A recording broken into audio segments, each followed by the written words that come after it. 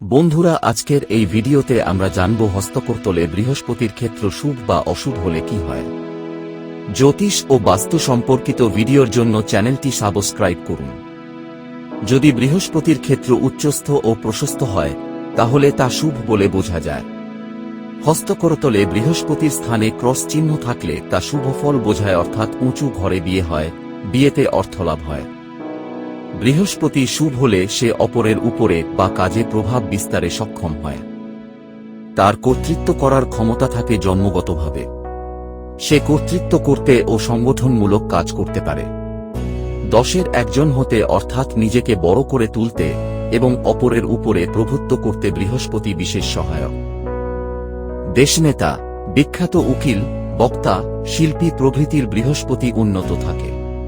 তবে একটি কথা মনে রাখতে হবে, শিরোরেখা স্পষ্ট ও দীর্ঘ হলে তবেই এই কাজ পূর্ণ প্রকাশ পায়। তাদের মধ্যে ব্যক্তিত্ববোধ বেশি থাকায় তারা বশ্যতা স্বীকার করে কোনো কাজ করতে পারে না। তারা আদর্শের জন্য ত্যাগ করতে রাজি হয়। তাদের স্বাতন্ত্র্য বোধ বেশ থাকে। তাদের ধর্মভাবও বেশি থাকে। জাতক শান্তিপ্রিয় ও উদার হয়। সে হয় আনন্দপ্রিয়, জ্ঞানী ও চিন্তাশীল মানুষ। সে সৎভাবে জীবনে প্রচুর অর্থ উপার্জন করে।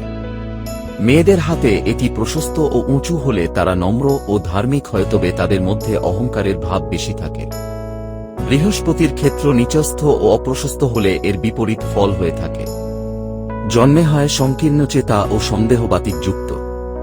তার মন সর্বদা অন্যায় উপার্জনের দিকে আকৃষ্ট হয়। জাতকের অনেক অসৎ বন্ধু জোটে এবং সে সৎ বন্ধুদের সঙ্গে মিশতে ভালোবাসে না। জাতকের জীবনে এর ফলে নানা বিড়ম্বনা ও দুর্ভোগ হতে পারে। নিচস্থ বৃহস্পতি মারাত্মক ফলও দিতে পারে। জ্যোতিষ ও বাস্তু সম্পর্কিত নানান তথ্যের জন্য আমাদের সাথে জুড়ে থাকুন।